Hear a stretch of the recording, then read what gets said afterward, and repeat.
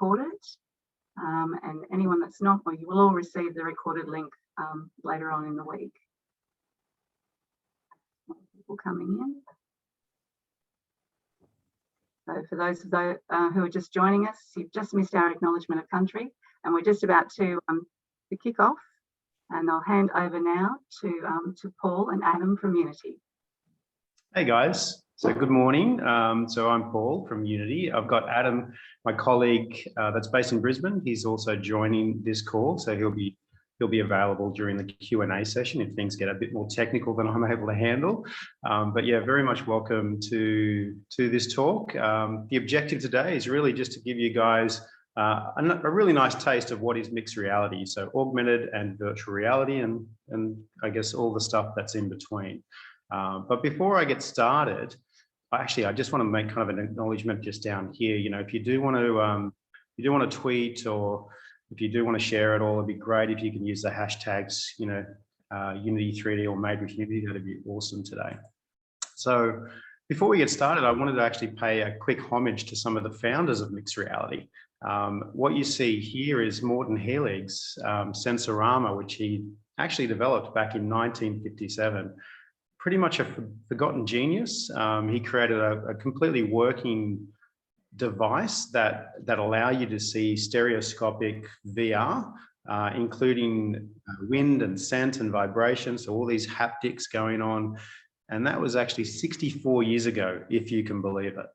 And then additional to that, it was around, what was it? Almost 10 years later, you can see that Ivan Sutherland and his student, Bob Sproul, created the first VR AR head-mounted display. And, you know, could you imagine back 53 years ago seeing a digital image floating and being anchored to your reality? You know, it would have just blown people's minds, I would imagine, if that just got out to the wider public. I remember the first time I saw augmented reality was in about 2005, and it completely just did my head in. I just couldn't comprehend and understand how digital information was coexisting with the real world. So, you know, hopefully you guys have seen a bit of AR and VR now. Before I get into, you know, all the slides and all that, I just wanted to introduce myself, you know, who I am. So I am Business Development Manager for Unity, based here in Sydney, and I do represent Unity for Australia and for New Zealand. I do have over 25 years of experience with digital media. I've got a background in industrial design and engineering. I have also worked as a lecturer. I've created many medical training applications and some very early patient VR training examples, and that was back in the late 90s, if you can believe it. And I've also built interactive rooms, hundreds of augmented reality applications, including see-through AR eyewear as well. So I'll just kick off with some of the things that I've worked on. So back in 2011, my team and I built on Unity, created an application for Paramount Pictures. So the Transformers 2 application was actually built in Sydney, and my team and I augmented a movie poster.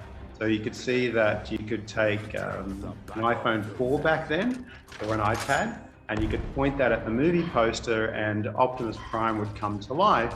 And you're actually playing a Unity-based augmented reality game into that poster.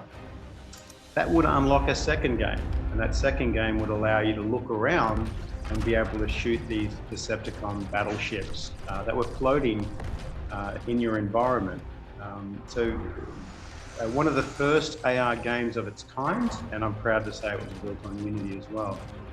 So yeah, it's good to kind of see those smaller iPhones again, you know. Very cool. So another thing that we did was we actually built a prototype for Rovio. So what you'll see here is a 3D augmented reality game of Angry Birds back in 2012. So you can see that we would make the 3D structure appear out of the trigger, the marker. You know, some people refer to them as QR codes, but we would make the 3D structure appear out of that image, which is tracked in real time. And then you can interact and play a fully 3D animated game in AR. So 2012, 9 years ago. So yeah, quite proud of the work that my team and I was doing back then. You know, I'm happy to say that Rovio did not lose their appetite for augmented reality, but it did take them 7 years later before they introduced this AR game on the Magic Leap devices. I quite like how intuitive the experience is. So I'm not sure if you guys have experienced a Magic Leap. The devices are awesome. They're beautiful AR experiences, augmented reality experiences. But I quite like that you can pull back the controller, and that's how you do the slingshot effect, which is really quite inventive, I think. So here's some other work that I've worked on. So this was a project that I did in the evening with a colleague of mine, very talented software engineer or programmer named Peter Koch. He and I spent a couple of weeks and we built a VR experience that was a collaborative experience back in 2016, and very much opened my eyes to what is possible in mixed reality. So essentially what I love about it, especially when you put children through an experience like this, is that, you know, they completely experience VR and this technology without any type of reservation. You know, if you put an adult through a VR experience, they're going to kind of not really interact with it, not really look around, because they're certainly aware of what other people may think of them. The nice thing about having children, you know, go through a VR experience is that, you know, their passion and their happiness is unbridled. Like you just can't fathom the impact that it has, you know, on a cohort of students. So we actually passed 400 students through this experience. They could actually see the Apollo 11 taking off. You can certainly appreciate the size and the scale. You can see that students are even trying to reach out and touch things. But this is probably the magic moment here. It reminds me of you know, some of those photos that you see circulating of early 3D in cinema.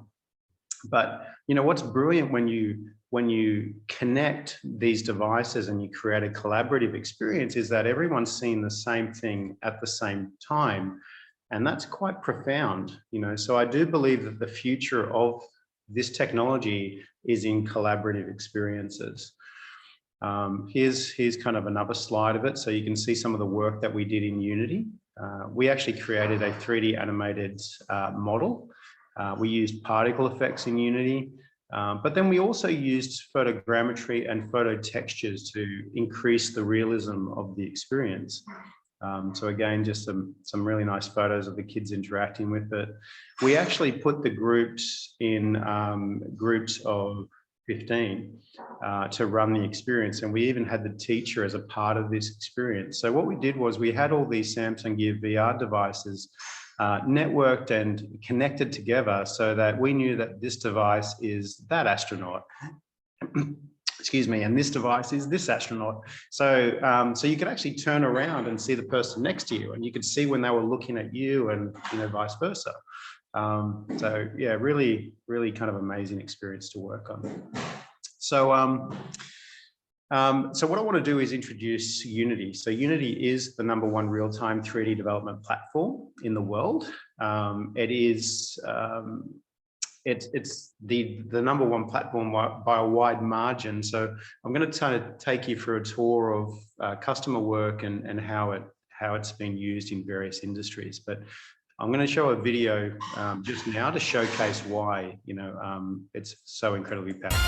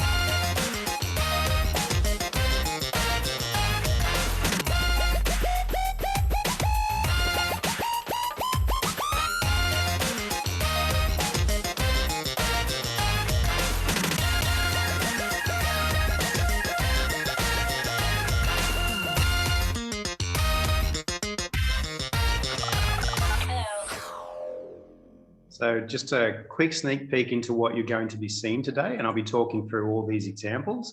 But essentially what I want to do today is just break it down into various industries.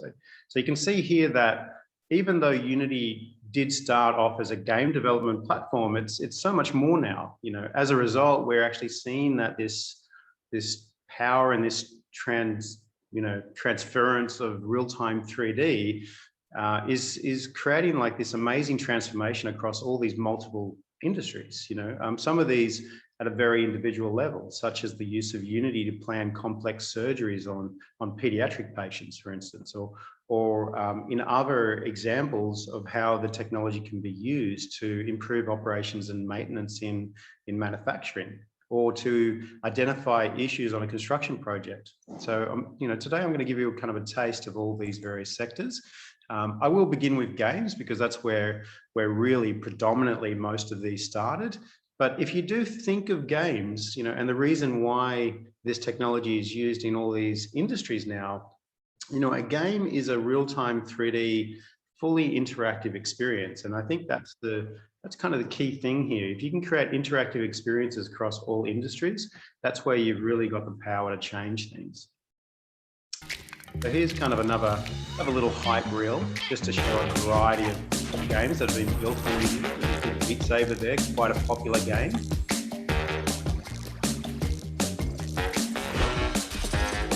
This is a good game. I don't know if you guys have played this. Kind of time slows down when you start moving fast in VR.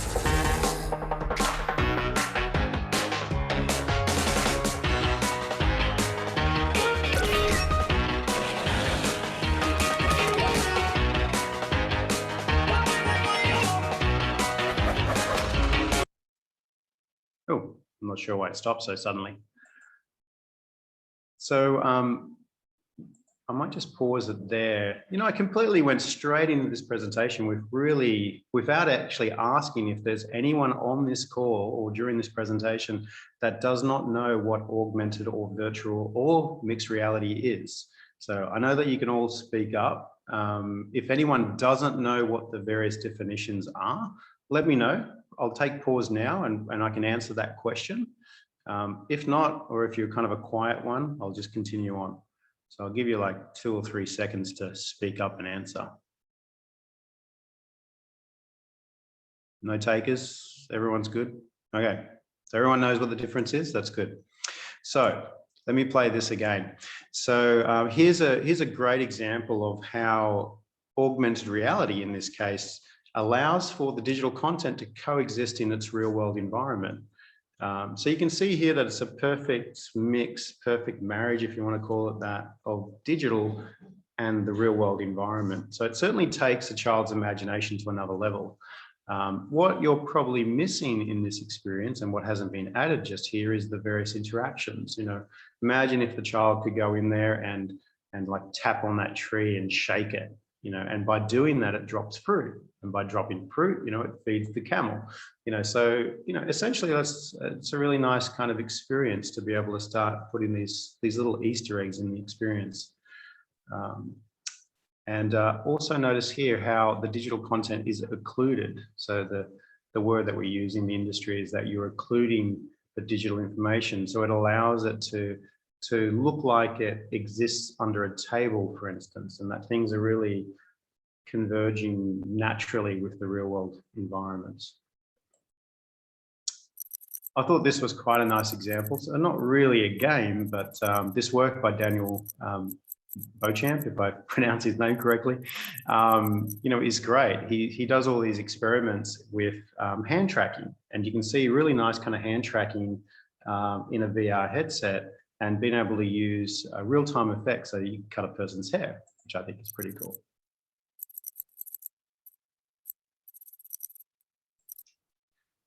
This example here is actually a couple of years old, but you can see down here on the bottom right, using a mobile device. I think this one's an iPhone, and using the 3D capabilities of that device to be able to transfer the facial performance in real time onto a digital character. This just so happens to be wind up by Unity. So yeah, really cool stuff. So of ways that you can use this technology just to add experiences into a game, but certainly a great example of augmented reality here. So let's now kind of go into the entertainment industry. So let's look at a few examples in entertainment. So what I'll show you here is some of the work that a team from within Unity has done. So we actually have a solutions group team that partners with companies like Microsoft and Disney. And this work here, I'll just kind of replay that one, is where we've worked with the HoloLens, and you can see here that they're using augmented reality to do the planning of Cirque du Soleil shows. I'm going to just rewind it one more time. The other thing that we've done is take Microsoft's volumetric video capture, where they can capture a performance of a person three-dimensionally, and then we can integrate that into the experience as well. I quite like this example. So this is still kind of a work in progress, but they're certainly going to do some big things in the next couple of years. You can see here that they're actually taking advantage of the physical effects of a moving vehicle, including sudden changes in speed. So essentially, HoloRide is able to enhance the experience of just riding in a car. But instead of looking out at the real world, you're actually seeing this completely virtual environment. So it very much takes games and entertainment to a new level. Certainly entertain you, while you're riding in the car. So yeah, just to kind of recap on that. So when the car speeds up in real life, so does your in-game experience. If you happen to do a right turn, so too will your character. So essentially levels are generated based on which routes are being taken from within the duration of the trip. It means that no two journeys are going to be the same. And you don't have to be anchored to the ground. You can certainly see that you could be inside a car, but it could be like you're flying around various experiences. So there's one thing that has a lot of potential, I think, HoloRide, although I do wonder about, the effects of motion, in VR. Certainly you've got to have a very capable VR headset. Otherwise, I would imagine that there's going to be a lot of kids puking in the back seat of the car. So here's another very promising, technology called Wave. So these guys enable artists and audiences to collaborate with the creation of very interactive live performances around the world. So they've got the ability that allows Unity designers and artists to be able to go in there and to create these Wave experiences. I do believe that there is a future with real-time events. So certainly VR has already adopted this. We're already seeing a lot of sports broadcasting being done in VR as well. I do imagine that there's going to be probably the next wave will be with augmented reality, being able to project a game onto your desktop and to see it from various angles. But certainly, think about it not just being the same way that we digest and view content when we're watching it on TV. When we're watching something on TV, we're not interacting with that content in any way. So although in VR we can already see games in VR, and we're getting that 3D experience where we could be sitting on the sideline of a basketball game, but what's missing, but what is coming, is the ability to be able to interact with those players. The ability to be able to click on that player and to get information on their stats, how well they're doing. You can imagine the retail, applications of where you could make a purchase, for instance, of, what sneakers that basketball player happens to be wearing. For instance, you could do replays three-dimensionally. So there's some really good stuff that's going to be coming with regards to live entertainment and broadcasting, specifically around AR and VR. All right, so let's kind of move along to retail. So I'll show you a couple of examples that I've worked on with my team prior to joining Unity. This one here is really talking about a technology called photogrammetry. If you guys are not aware of photogrammetry yet, I do suggest that you Google it. Photogrammetry is the process of taking multiple photos of a 3D object. In this case, it happens to be the sneaker. And then using the photos to create a three-dimensional representation or a 3D model of that sneaker. So what's really nice about photogrammetry is that it takes the photo from here and the photo from here, and it takes the pixel here and the pixel here, and it kind of puts it and stitches it into three-dimensional space. And it keeps doing that until it creates this very accurate point cloud, which you can convert into a digital mesh of the object. But the one thing that's really nice about it is that it actually uses photoreal textures because they're actual photos. And it uses that to texture the 3D model. So you get some very realistic looking 3D models. So you can see down here, here is the 3D model that's been generated from the photogrammetry process. You can see the point cloud and the polygonal mesh here. And then when you apply the texture, you get a pretty nice representation of that sneaker. Now, those 3D models were used for an app that we built for the Iconic. You can see here that we allowed for the virtual try-on of sneakers, which is a really nice application of augmented reality. That I don't have to go into the shop to try on sneakers, but the nice thing about it is you can just swipe across and you can try multiple sneakers really quickly. And then you can make a purchase online. So certainly, virtual try-on of sneakers is a really nice retail application of augmented reality. Unity thinks so too. They actually acquired a company last year called REST AR, and REST AR have a very nice process of how you can use a mobile phone to capture a sneaker just by kind of rotating around the sneaker. The other thing that REST AR does quite well is it integrates those 3D models, and they work with the developers of the AR technology wannabe to create virtual try-ons of things like sneakers, for instance. So very, very nice, elegant solution. So do a Google search of REST AR as well. This is probably one of the most popular examples of augmented reality in retail. So this is the IKEA Place application.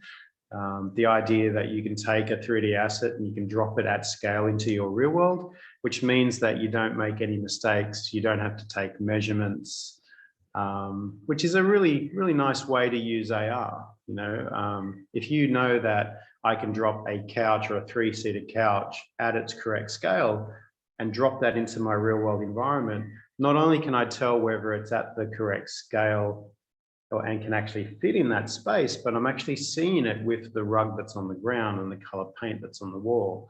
And if I don't like it in that location, because it's a digital augmented experience, I can move the couch to any location in my house really quickly. So yeah, IKEA Place, really nice example of augmented reality in retail. Here's another example that's been done by our Unity Solutions team. So we partnered with a company called MEC, who sell, well, what are they probably closest to? They're probably closest to now I forgot the name of them. Anyway, they're kind of a sporting goods retailer, but they've got like these tents here. So essentially what our Unity Solutions Group team did is that we used a photogrammetry process. So you can see here, these cameras and this rig was set up so that we could capture the tents, and then those tents could be dropped into an application to allow for an experience where we can just swipe across and see that tent appear at a 1-to-1 scale in the real world environment. You don't quite see it here in this video, but it also allowed you to, because it's in real-time AR, you could actually step into the tent, so you could see what the ceiling height is like. You could see whether it had enough space or not. So without having to always kind of unpack the tent and see a real physical tent there, you could do this at home, you could do it in the retail environment. So another good application of augmented reality. Here's Lowe's. So the Unity Solutions team was also working with Lowe's. And in this example here, you can see that they're allowing for indoor navigation. So the nice thing about this is that if you wanted to find a product, it can navigate you to the exact location of it. It can give you product information on that product without having to go and chase down a person that works from within Lowe's. So how good would it be in Bunnings if I could just open up an app, because I can never find a person, and it tells me exactly where that product is, and it gives me ratings, reviews, and product information on that product. I would imagine the extension of this as well is image-based augmented reality. So once I actually get home, if I've lost the manual, I could actually look at the box or the product, and it gives me information on, how to start the whippersnipper, for instance, or object recognition on the actual whippersnipper, so that it shows me, where the choke is and which things I have to do first. But we'll see some examples of that soonish. Here's another application that we've built for Lowe's. So this is a VR experience just to improve the skills of people wanting to learn how to tile or how to paint and things like that. So some really nice applications of VR. And then just lastly, another example in in the retail space. So this is an actual application that my team and I built on Unity, and this was for Hyundai. So we actually rolled this out several years ago in dealerships around Australia, and you could actually use this to augment the i30 when it was released, the Hyundai i30. So you can see up here in the top left that we created safety examples. You can see digital augmented vehicles would appear. See how the wheels aren't turning, but in the experience they look like they're turning. This is object recognition experience. So you could actually tap and find information about the engine of the car, safety features of the car. You can see the internal X-ray view of the car as well. And then obviously the other choice is that if you've got a small showroom and you've only got one car on the showroom floor, you could actually see it in all the various color options as well. So this was a very successful application that we built for Hyundai for the launch of the i30. So I'm going to now flip over to education, and let's just talk about some examples of how augmented and virtual reality can improve education. So I caught up recently with the 3D visualization or 3D Val crew from University of New South Wales, and they're doing some really nice experimental work with data visualization. So essentially what they're doing here is that they're using a design-led 3D visualization approach for nanomedicines. So nanomedicines are a promising addition to the arsenal of cancer therapies. Essentially during development, scientists must precisely track the distribution of these in the body, and a task that can be severely limited if you're just using two-dimensional displays. So essentially what they're doing here is the current limitation in the evaluation of nanomedicines is the effective 3D visualization. Apologies for the audio, I thought I'd turned it off. Organic systems.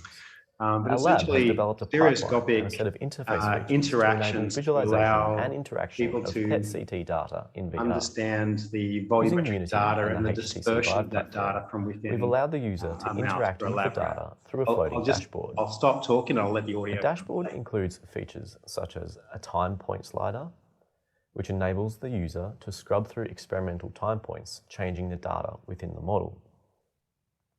There is a rotation interface, allowing the user.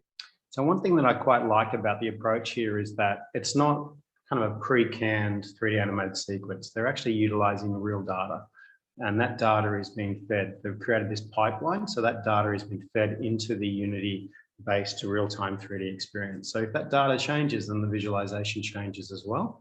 And certainly you've got this completely 3D immersive experience where you can see that data from various angles. So it certainly has the potential to enhance data assessment and the comprehension and the communication of that preclinical research.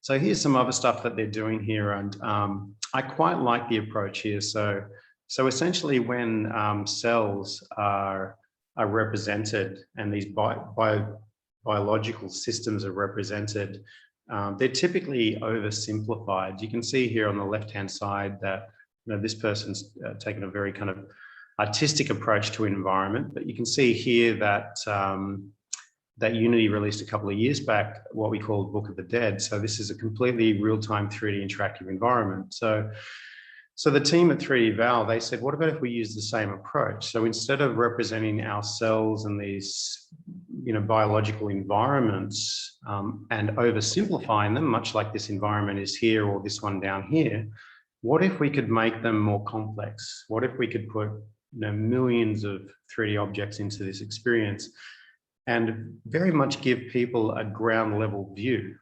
So, so this is some of their research here. So you can see here that they're taking these breast cancer cells, various kind of proteins and other things from a cell surface, and they're actually saying, what if a person could be at this scale inside an environment like this? What would that look like?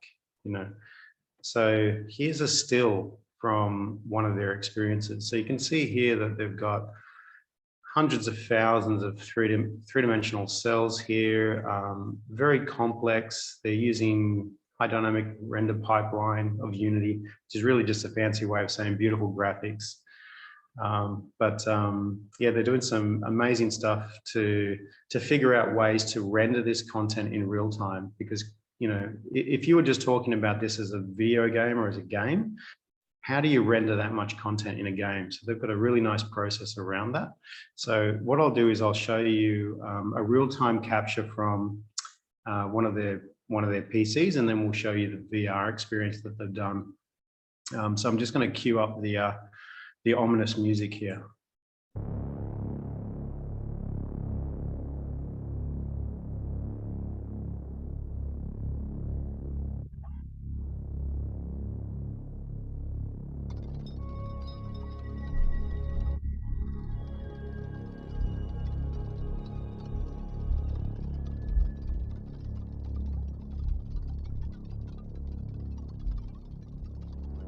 So a completely different way to look at a cell structure from this ground level view. We'll see shortly the distribution of various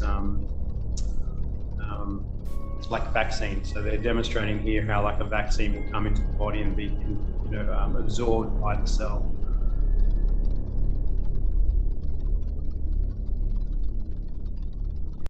All right.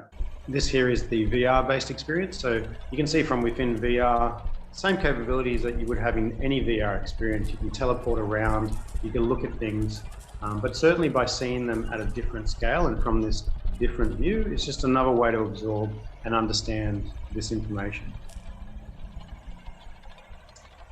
So I saw that as a perfect segue into another area that benefits from augmented and virtual reality, and that is certainly healthcare.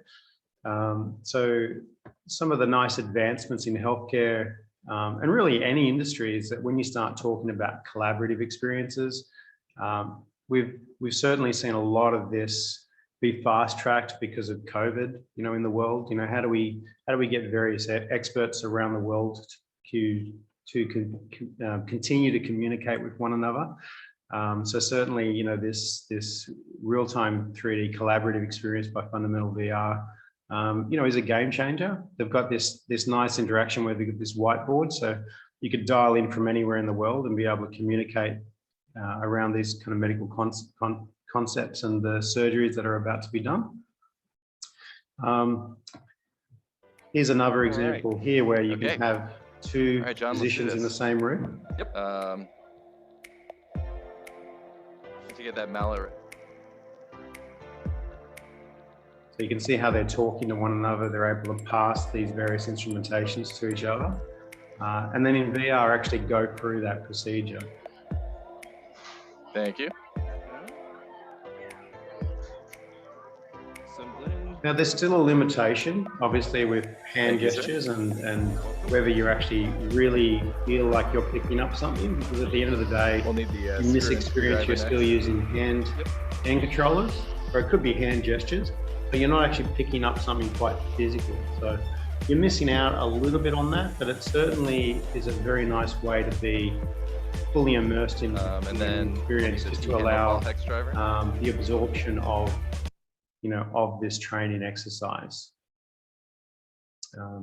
There's another example just after this next video of how it takes it to another level. So I'll show that shortly. This example here, I thought was an excellent way to take, CT and MRI scans and to convert that into three-dimensional objects and representation that you can interact with. So you can see here using the VR headset and the hand controllers that they're able to manipulate this data at various angles. They can see the human anatomy, in just various ways. So it's a very intuitive way to visualize this content. If anyone's ever looked at an MRI scan, and not really know what you're looking at, it's very difficult to understand and comprehend, especially spatially, where all these things are lined up. So by converting into three-dimensional data that you can view from any angle, manipulate with, scale it up, it's just a very nice way to just contextualize the data so much better. Here's an example here of where a HoloLens is used to plan surgery. So you can see the patient on the table, and then to take their anatomical information and to overlay that, onto the actual patient so that they can make decisions before making incisions and to just understand a bit better of what's actually happening here. Another nice thing is actually having that augmented display means that they can keep their focus on the patient rather than constantly looking away from the patient to look at another monitor, that they could overlay that information or just park it to the side, but certainly be a more ergonomic way of doing such procedures. I actually started my career filming surgery, and one of the surgeries that I filmed was for instrumentation put into a spine to correct scoliosis and misalignments in the spine. So you can see here, 20 years later, where they're using augmented reality to show where the pedicle screws will go into the portions of the spine. So being able to overlay that information that's been predetermined of where the screw should go for this specific patient, but to actually see that augmented on the patient's view, just so they can be more accurate around their planning and their placement of instrumentation in people's bodies. I thought this was quite nice. So this is this is a very quick clip here, but you can see in this green room, they're capturing these actors as volumetric video. So the ability here to actually put that into an augmented experience to allow for the better training and an understanding of various skin disorders. Certainly it can be used around training as well. So this next example here is called Hollow Patient, where in the UK, they captured volumetric video and they created immersive 3D interactive volumetric video content. So not in the sense of VR here, but certainly just in a browser, being able to rotate and to look at this patient or this procedure from various angles. If I allow this to fast forward a little bit, you'll see how this patient here, which is showing symptoms of COVID, they've captured them in a volumetric setting, quite likely an actor, but really to allow for nurses to be able to place these COVID patients into their own surroundings, just so that they can understand how to treat these patients better. So this was quite a nice example that came out late last year. And I do believe that this is probably the best way to do medical training. So you can see here that rather than just using hand controllers, which you typically have to teach a person how to use a hand controller in VR, they're actually taking the real instrumentation, the real instruments that are being used for this complex surgery, and that's been connected to the real-time VR experience. So rather than using a hand controller, it's kind of the same thing. They're actually really pressing and they're really trying to cut with these things, but you're immersing them in this very realistic VR experience. So I do believe that this is the way to go if you want to do medical training. So one quick example here of an agriculture experience. So this was one that I helped produce here. So this is a farmer down in Cowra, and down in Canberra. So what we've done here is we've created this augmented reality experience where we've connected the various sensors that are in his environment. So he has water measurement sensors in his dam, in his tank. He's got a sensor that's on the petrol tank of his generator. He's got soil sensors as well. But the advantage here is that, you know, without actually having to go and look inside the water tank, he could bring up information that is connected to, this historical data that he has on his water tank, how it's actually going. So augmented reality is really just taking the sensor data or the information that already exists, but it's contextualizing them into his real world environment. Now, he doesn't actually need to walk up and get very close to all these things. It's really just a demonstration of how well augmented reality can coexist in the real world. But yeah, you can see here that able to bring up water and soil sample information just from the real world. One way to take this to the next level is to actually put tags on cattle as well. One thing that the farmer had mentioned was quite difficult was not knowing where all the livestock is. Sometimes it might be on the other side of a hill, or the cattle might be just behind a row of trees. So the ability to be able to just have an iPad, for instance, just mounted on the dashboard of the ute, and be able to point it, towards, certain areas, and actually just see all these kind of pins pop up to know that, most of the herd is over in that location, would be great. Okay, so I'm going to skip now to manufacturing. So manufacturing and the architecture, engineering, and construction space, these are kind of the next two areas that I wanted to focus on. Actually, before I do so, are there any questions so far? Is there anything in terms of questions at all? I might just have a look in the chat quickly. Doesn't appear to be. Okay. All right, so let's continue with manufacturing. So let's check out another amazing video of what's possible in Unity, specifically around manufacturing. So I'm just going to go to the next slide.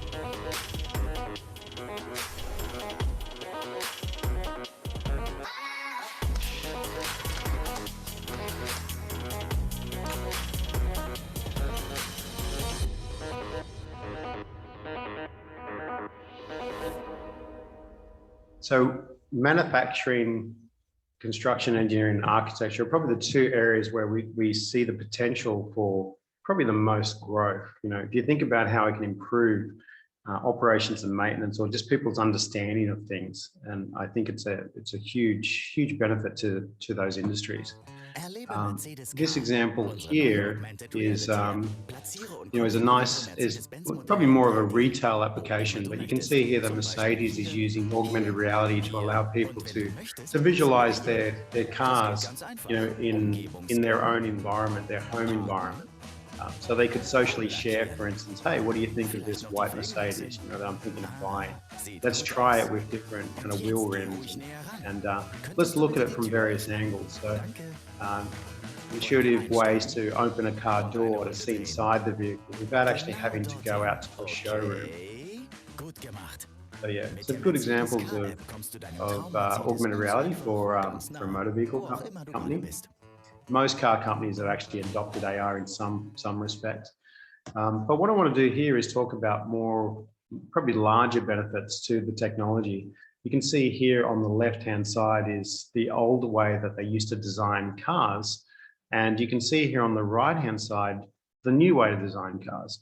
So, so in the past, they used to create these very large, one-to-one scale clay models of these cars, which were quite expensive, time-consuming, and certainly not flexible. So by introducing virtual reality into the mix, you can see here that these designers are able to see their designs much faster. It's got the potential to just speed up that entire design process. It certainly reduced the overall costs. They still create like these clay models, but they'll create one maybe at the start and at the end rather than the iterations of it. And they now use 3D to be able to visualize that in real time. They've got the ability to be able to collaborate from different locations around the world. And you can see that when they join that experience, they're able to have these conversations around these digital models, these high fidelity 3D models. They collaborate in this virtual space. They can collaborate with their colleagues from other locations. Yeah, it's just real kind of game changers for the industry. Here's some work that our Uni Solutions team did with PACCAR. So, PACCAR make these large trucks.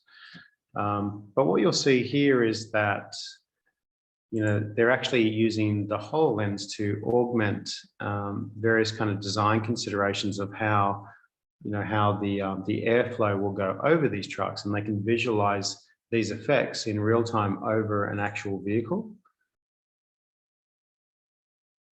I don't know why my video is playing so poorly. They also create like these little scale model representations too. So you don't always need to have the physical vehicle in front of you. You can see that on kind of a tabletop display.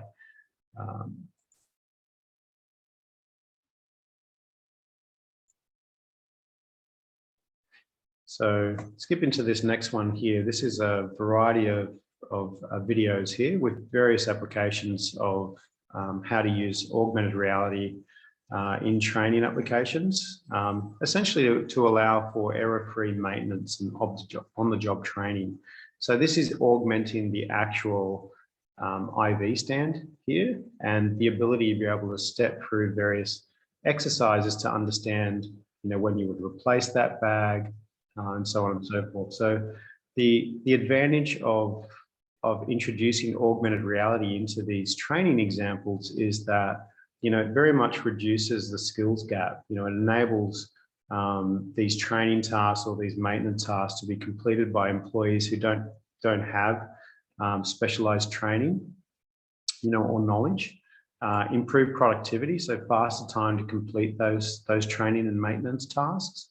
So this here is an actual maintenance task. So you can see that quite accurately, you're able to overlay this digital information onto, onto this this complex.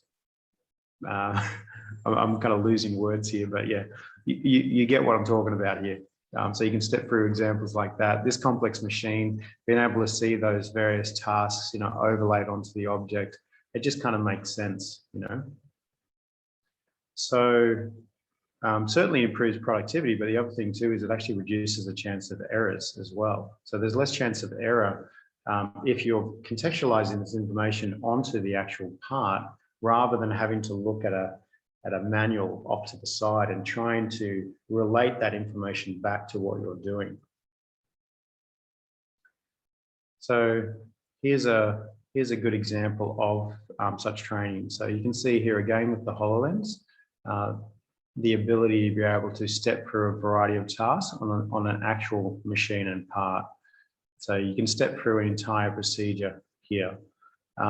So with regards to comparing this to traditional methods, so there was a group of minimally experienced level 1 maintenance engineers that were put through this task, and they had to complete, and they were unable to complete 8 of 12 tasks without instructor intervention. However, when they used the HoloLens, they were able to complete the tasks, all the tasks without any assistance, including 0 errors. So you can see there's a huge benefit from introducing augmented reality. In another trial, a more advanced level 5 engineer using traditional methods completed the assigned task with 8 errors. However, a more novice level 3 engineer was able to complete the same task with 0 errors using augmented reality. Here's another good reason to use augmented or mixed reality. You can see here some of the work that we did with Toyota, where they used to take them 2 days to do product quality inspections.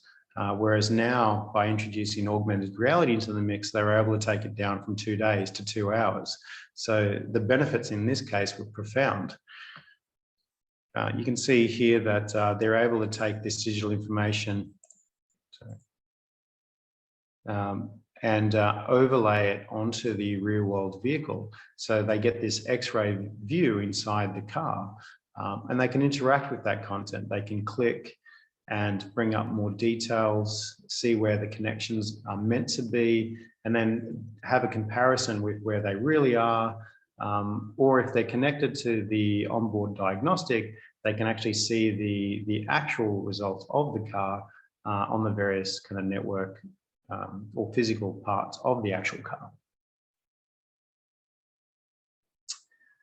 Here's some VR training experiences. So Unity has partnered with what we call a verified solution partner, being PaceLab, and they've got a really nice tool that you can build these VR experiences from within Unity without having to code or do kind of anything. So do consider PaceLab Weaver if you want to create experiences like this. It's a quite intuitive process, an important 3D model to Unity, and then being able to add various annotations to them. And then using like a visual scripting process to just link the various training nodes to each other to create these complex experiences. So quite a nice way to build a training example like this. So this one's a bit of an oldie but a goodie. So this is with the Varjo headset. So you can see here with one of their earlier devices, the XR1. So this is unmodified footage. They do a nice augmented view by combining high resolution video feed with digital content. You can see here that you get this quite a nice augmented view through their headsets. So it's a little bit different to the HoloLens because HoloLens is on a clear, see-through, transparent display. So this is a completely enclosed, very much more like a VR experience. But by introducing real-world video content, you're getting this beautiful marriage of the digital and the real-world environment. I thought this is quite a nice example. With XR1, we are able to explore digital objects as natural extensions of the real world. Pare's vision is to create mixed reality where you cannot tell apart anymore what is real and what is virtual. So in this example here, this is all real world, and that driver is able to drive the real car. But the interior view of the car can be dynamically changed. So they can test different dashboards and different environments inside the vehicle just purely by wearing this headset. It's really quite profound and game-changing. So we're certainly going to see a lot more of that, in these industries being adopted. This next video that I'll play is how this device has gone to be a version 3, and you'll just see that the quality has already gone up a notch. Since we can't change reality, we change the eyes that see reality.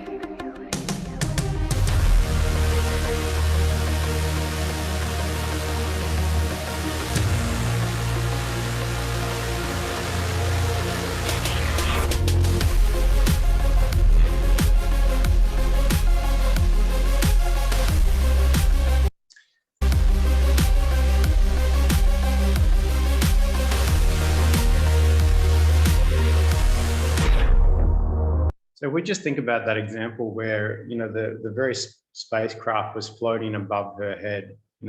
I think that's the real benefits here of mixed reality. The idea that you could have a complex machine And, you could just have it there floating in front of you. So if you did want to understand it, you could blow it apart and you could see it from various angles. You could interact with it, pressing on something and allowing the turbine to spin, and see it from various scales and, various locations and stuff. So the technology really, really helps with our understanding of this tech. So what I'll do now, just kind of as we start wrapping up, I'll start showing examples in the architecture, engineering, construction side of things. So essentially where this technology can greatly benefit these industries, especially where it comes to the AEC space, or architecture, engineering, construction, is around that there's a lot of errors that have been done in this industry. And typically it's around poor communication. Most of the time it's with more traditional methods of using engineering drawings and plans, people not communicating effectively around that, making design errors as a consequence. And certainly the industry has a lot of last minute kind of changes that happen as a result of poor communication. So what if we could improve that? What if we could actually allow for better communication so that projects could be delivered on time and on budget? The benefits to these industries are quite huge. Essentially, the AEC space is a $12 trillion industry, where, this is the cost of design errors annually due to poor communications. That's $450 billion just purely because of design errors in the AEC space. And you can see here that most projects, so 80% of construction projects, are actually delivered late or over budget. So I'm going to dial back to a video that I helped produce back in 2012. So back in 2012, this is what I thought was the future of this space, the ability to be able to take a digital plan and to project that up into the real world location. We also went on to say that you could break down language barriers. So by wearing AR glasses, if someone was talking Italian, you could actually understand that person with subtitles. So we thought that was kind of a cute little way to add it into the video. But yeah, can you take digital assets and project them into the real world? So I'm happy to say that that is now possible. So this is an application that was built by Shop Architects. They've taken a Unity product and they've rebranded it. So it's now their own application. You saw right at the start that they activated off a QR code. So the QR code is used for the position and the orientation to create accuracy of how to display these digital assets. And you can see there that it's a real-time 3D AR experience where you can look at that digital asset coexisting in the real world environment. You can bring up the drawings. So it certainly is a much better way to communicate these designs with the various stakeholders on these projects. Unity recently purchased this company called Visual Live. So Visual Live is the ability to be able to take a HoloLens or a tablet or a phone device and to augment your surroundings with it. So you can see here that you can dial up or down the augmented view. And there's also ability to be able to do issue tracking, worksheets, to take measurements, all from within the Visual Live platform.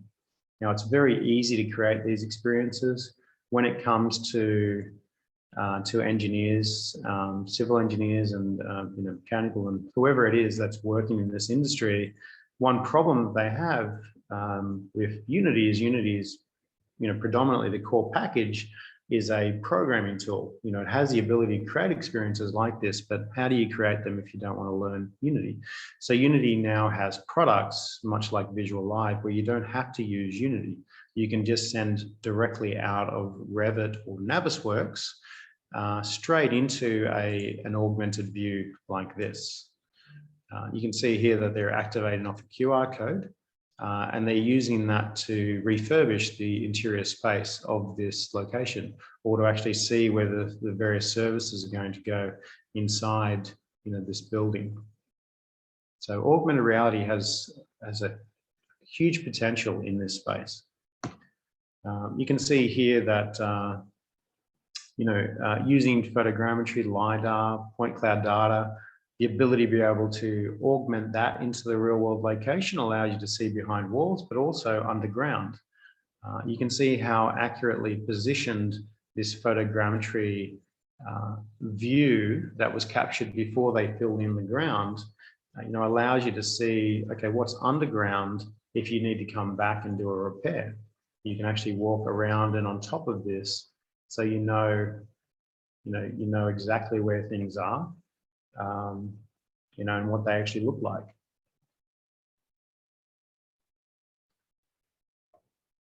Here's another project that I worked on, again, just before joining Unity.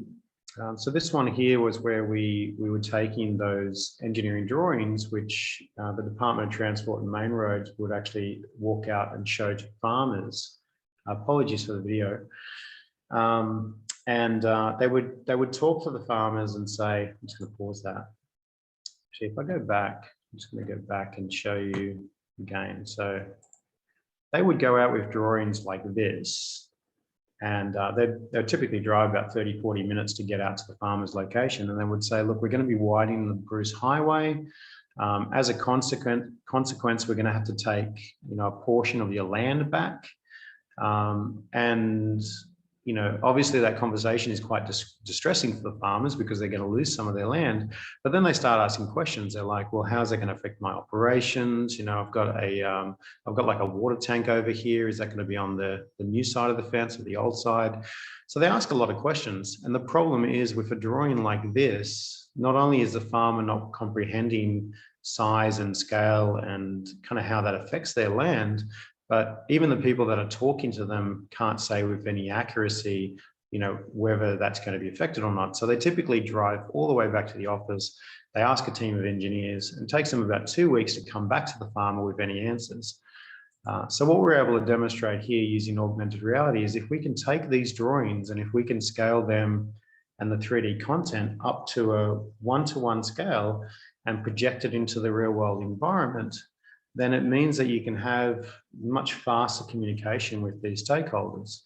So I'll wait till it gets to the next shot and then I'll pause it again.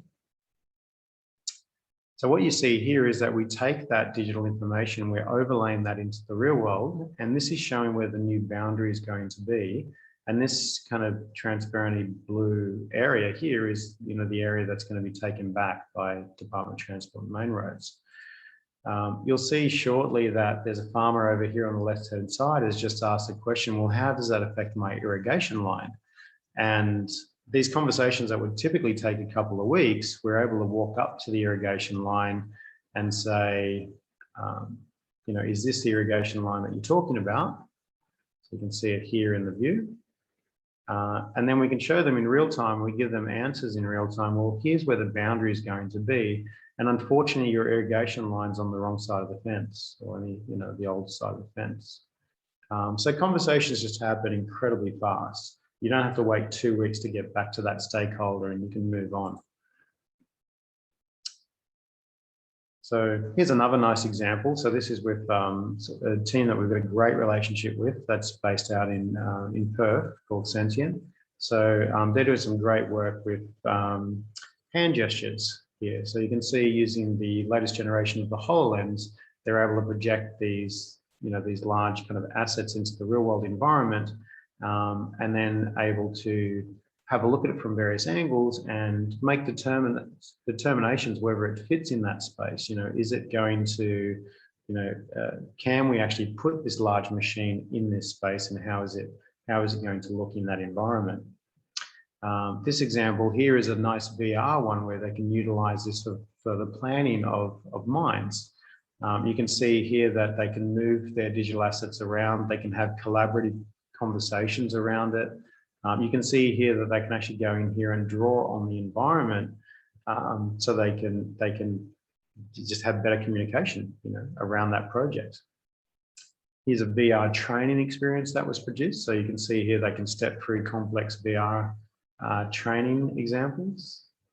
Again, my video is doing shocking for some reason, but I think you guys get the point. So in VR, you can make decisions on whether you think that's hazardous, safe or not. So certainly VR is a really good tool if you want to use it for safety and training. if you want to use it for induction, so before your staff are going out to a hazardous environment, you can get them up to speed with what to observe before they get there. So yeah, VR is a very good tool for that.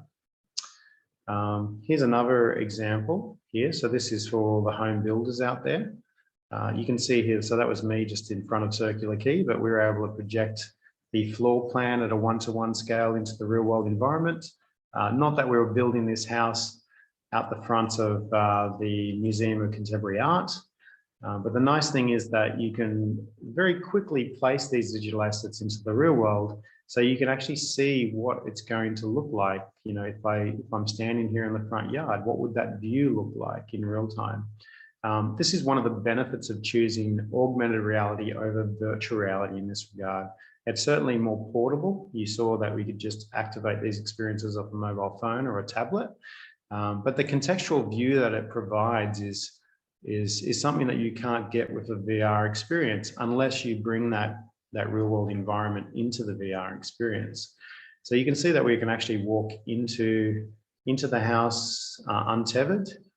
We can walk up into the kitchen area, and when we're inside the kitchen, we can actually look out the kitchen window to see what that view is going to be like. So in this regard, you can make a decision before you build the house. Okay, maybe we need to make this window wider. Certainly I'm cutting off a lot of the view here. Or maybe the window shouldn't be there because I'm looking out at the neighbor's toilet. You know, maybe I need to move it over to the right a little bit. These are all decisions that you wouldn't be able to make if you were just looking at the 3D plan or the orthographic view of a house. You know, to contextualize it three-dimensionally and spatially in that real world environment really takes it to a completely other level. So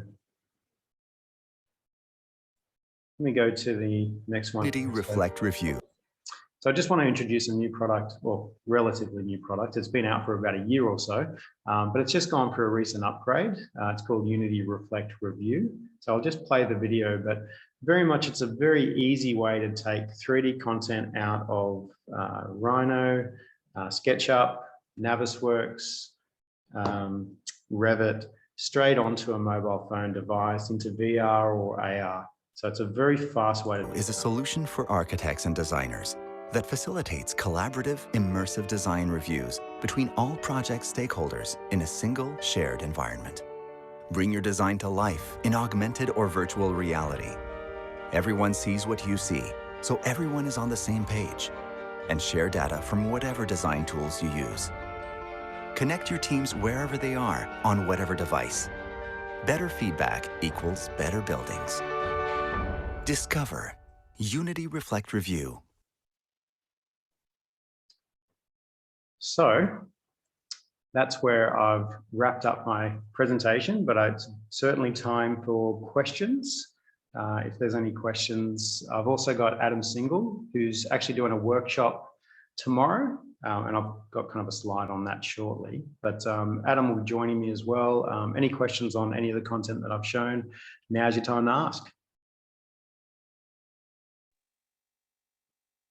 Hi, it's a no questions, Paul, but I just wanted to say what a great show reel of examples and exemplars. I really enjoyed that.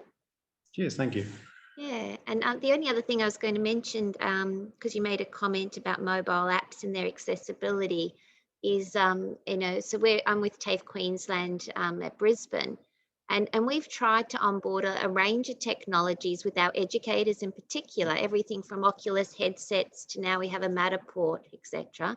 Yeah. But some of the most excitement we've generated is when people have realized they can use like a really simple app like Google Translate, just to translate things in the library into multiple languages, and that really sort of made me chuckle. I thought, here we've spent thousands of dollars, and they got very excited over Google Translate. So I just wanted to share that.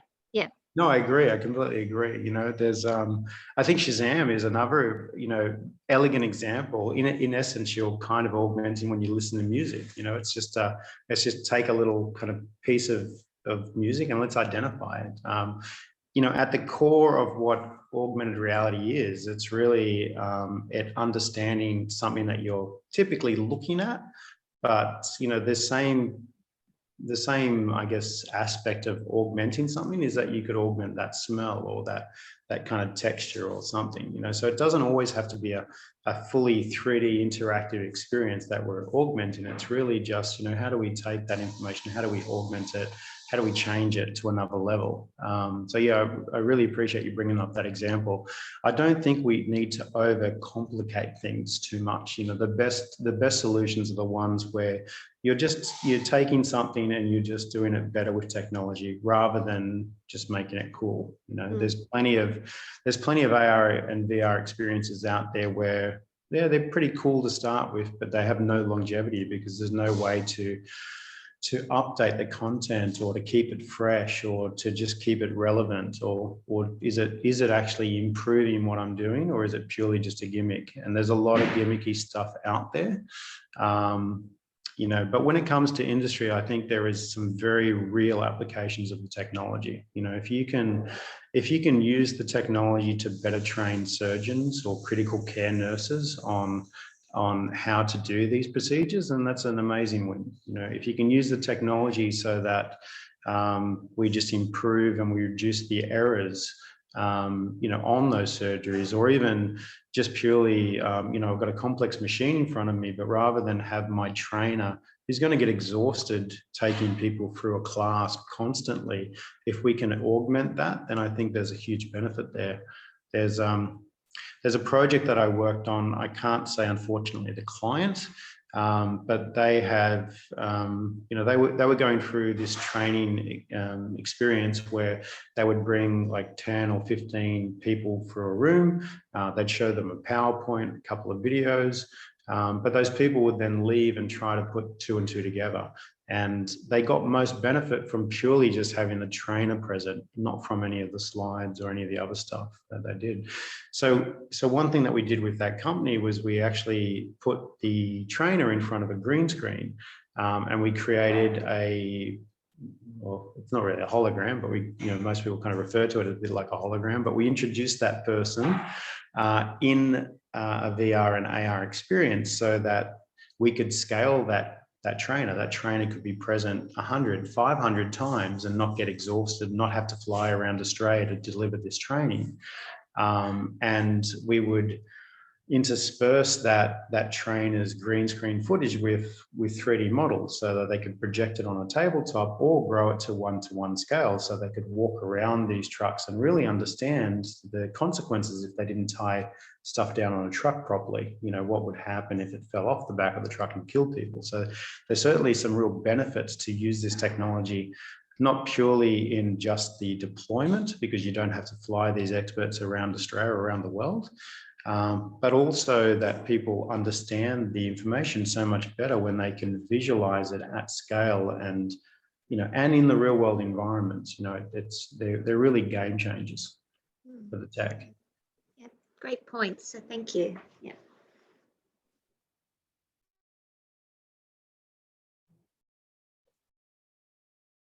Everyone's so quiet, you know, it's hard to not see anyone on the other side, you know.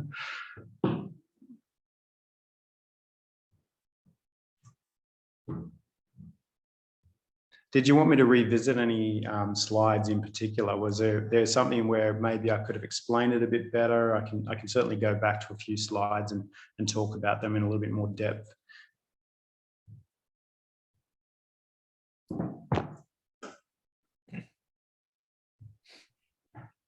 No? Everyone is being very quiet. Sorry, Paul. Just have a question around if you're interested in exploring it kind of from the outset, what equipment do you suggest? I know that kind of is a bit vague, but like what kind of headset is a good all-rounder and things like that?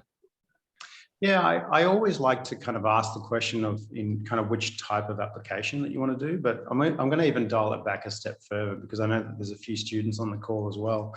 I used to teach mixed reality kind of as kind of a night course, and one thing that I saw and I observed firsthand, and also did kind of in my working life as well, is that if you take a talented 3D artist and if you pair them up with a programmer, really just those two people together.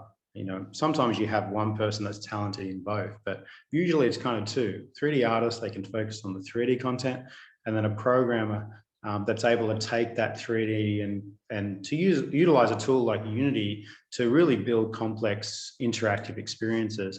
Once you have those two people together, they can make magic, and I've seen it so often. You know, like the 3D Angry Birds, that was really a collaboration of, you know, two people on my team. It was a talented 3D artist and a programmer, and they were able to, you know, whiz something up like that pretty quickly, you know, from using some cool tools. So definitely the core engine being Unity 3D, you know, it's incredibly powerful. There are various add-ons or plugins, if you want to call them, to fast track, especially when it comes to mixed reality. So I would suggest that if anyone out there wanted to get into real world AR experiences, so dropping in real world experiences, you know, object recognition to be able to understand environments, facades of buildings, that would be Unity Mars. So it's Unity as a product and then Mars on top. In answer to your question around hardware, I've been a fan of just, you know, mobile phones, you know, especially when it comes to AR, because you don't need a significant investment. If you're talking about rolling this out in the industry, you know, let's put in the context of people in construction. They're not going to go out and buy 5,000 HoloLens devices, but, you know, each one of their stakeholders is carrying a very capable device in their pocket. You know, the ability to be able to take a mobile phone out, scan a QR code and see that experience, you know, is just amazing. It completely eradicates those issues that they're going to have with problems of understanding what's happening on the job site, being able to identify design errors and flaws. In the context of architecture, being able to take the shell of a building and showing what it's going to look like fully furnished just purely by taking out a phone. Certainly, if you are talking about virtual reality experiences, then I think you've probably got about 3 or 4 choices there. Again, it kind of comes down to the style of the experience. The HoloLens is certainly a very powerful device when it comes to a see-through view, you know, and probably lends itself quite well to the construction side of things. However, if you're in architecture, you probably wouldn't want that transparent display and the small field of view that it has. So in that regard, you're probably better off with, you know, a Vaio, you know, headset, or just staying in VR and using an Oculus, a Rift or a Quest, or even a HTC Vive is probably the way to go. You know, a Matterport was mentioned as well. It does a very elegant way of creating experiences, but not in a headset, just purely online and stuff like that. So yeah, it kind of depends on the context. So I think if you wanted to do, say, a medical-based training, you know, VR experience of some sort, then I'd suggest that it's either going to be the HTC Vive or an Oculus Rift is likely what you're going to choose. If you want something that's more portable, then the Oculus Quest, you know, is a very elegant tool nowadays as well. You know, if you wanted to create, you know, a more augmented reality style experience, then certainly the HoloLens is probably the way to go if you want to use that for kind of medical as well. So yeah, fortunately, not kind of like a simple answer to it. I always like to think about what problem you're trying to solve. You know, are there going to be limitations with regards to how you interact? You know, and work back from the solution. So one thing to keep in mind is that, especially when it comes to VR, half the battle is just getting people to be comfortable in VR and also to understand the hand controllers. Whereas if you introduce something like a Quest with hand gestures, or the HoloLens. HoloLens, you still got to do some training on that. So you got to kind of keep that in mind as well with the experiences that you build. Awesome, thank you. And thanks for today. It was really good. Yeah, cheers, mate. Hey, Paul, can you hear me? Yeah. It's Anne. Hey. I know your voice, Anne. How are you? Good. How are you? Hey, Good. just a question with Unity education. So, you know, it's a challenge to deliver Unity these days because you don't know where to start. It's getting huge. You know, with the all the different industry, like I'll just put a link in there. Like if you click that link and of products Unity, you know, you got Unity Forma, Reflect, and robotics, human machine learning, and all AI and all those things. So where as an education institutions, you know, like TAFE or university, where is the best start for what would be your suggestions how to start if we only have a very limited time to introduce Unity for, say, mixed reality in all the areas that you mentioned? Yeah, I mean it's a good one. Where do you start? Definitely. Well, I think, you know, fundamentally, if you think about any style of experience when it comes to AR, VR, or mixed reality, which is really the same thing anyway.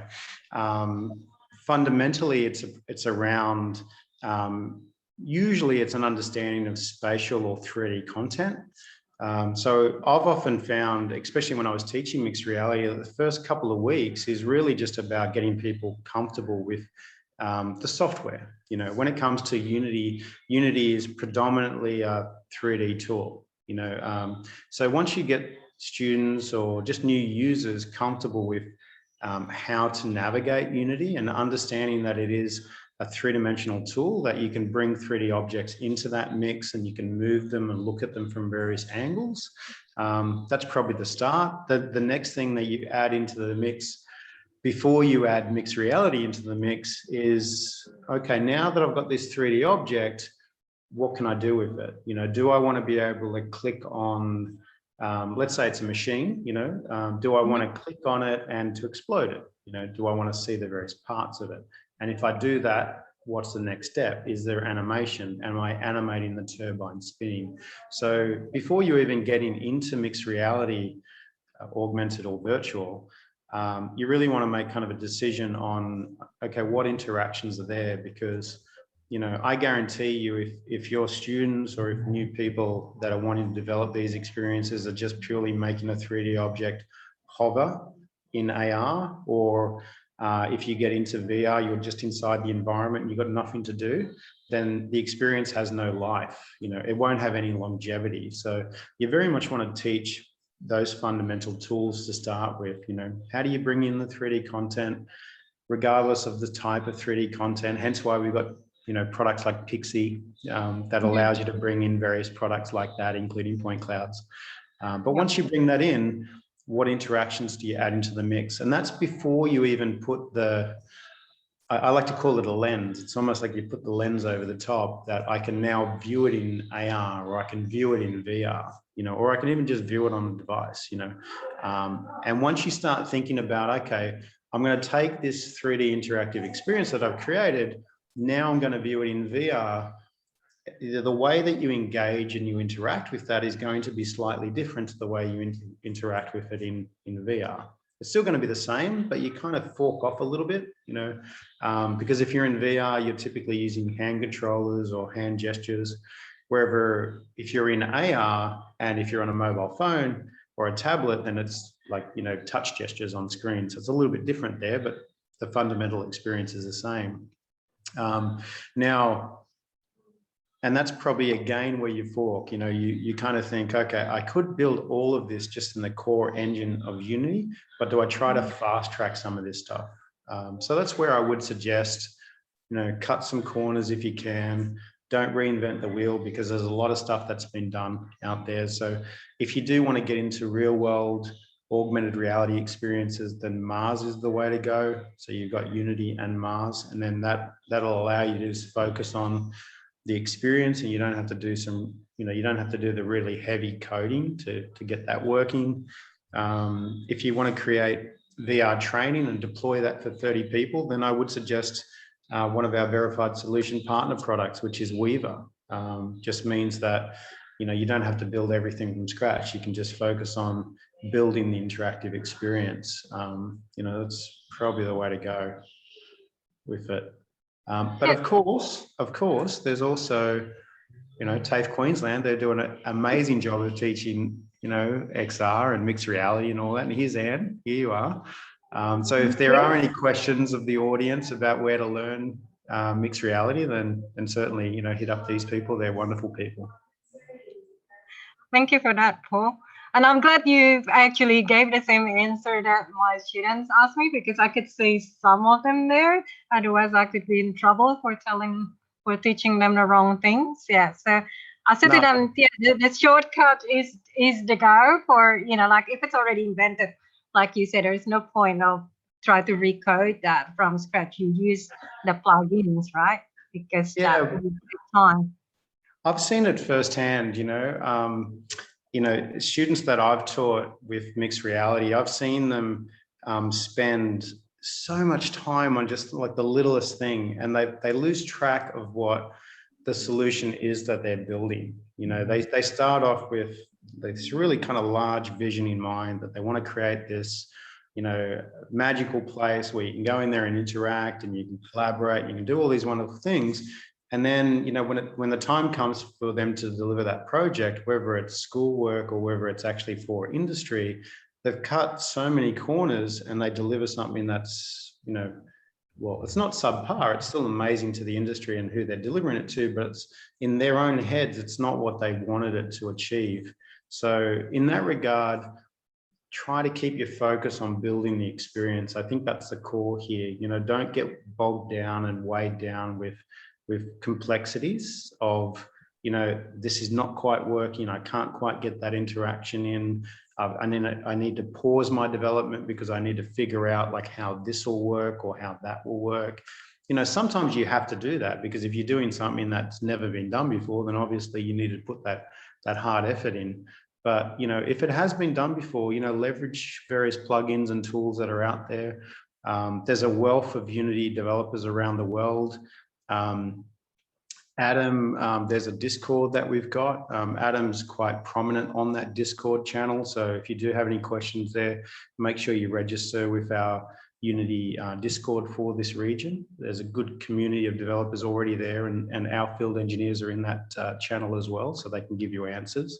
But yeah, don't get bogged down by trying to reinvent something when you can utilize a plugin or a tool to just fast track it.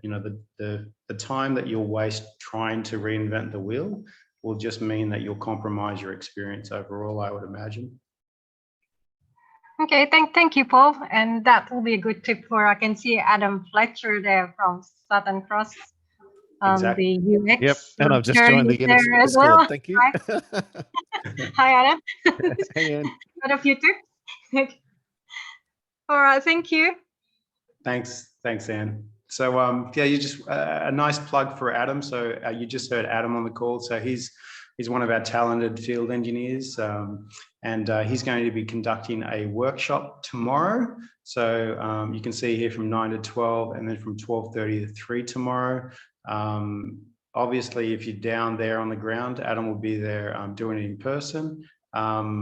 Correct me if I'm wrong, but is this also going to be streamed as well? Is that? Yep. Yep, cool. Okay, so awesome. So yeah, I know Adam's been putting together several weeks of this content, so there's some really good stuff there. So make sure you register for it. Yeah, cool. So people can register just through the Eventbrite site, and just search for DigiTrek and Eventbrite, and that will bring it up, and you'll be able to register for Adam's workshop tomorrow. Stuff. Cool. So was there any kind of last questions? Was there anything in the chat to address, or? I think I'm having a quick look now. Not that I can see. Okay, well, if there's no last questions, I think we're good to wrap up. If you're happy with that, Paul and Adam. Yeah, definitely. Yeah, I did want to encourage everyone. So if there is any kind of stuff that comes to mind, after, or if you didn't actually join the live call, please get in touch. Here's my email down here. And happy to kind of answer any questions. And yeah, certainly really excited about the journey that you're all going to take around how to apply this in the various industries that you guys are either teaching or you're either working in already. Lovely, thank you very much. I'm sure you've inspired many today. That was very informative. And yeah, so many applications that many of us hadn't thought of, I would imagine. Yes, but thank you. And this session is recorded, and I will be sending out the link to everyone who registered for today. Awesome. So I will stop recording now, and thank you all for attending. Enjoy the rest of your day. Appreciate it. Thanks, everyone.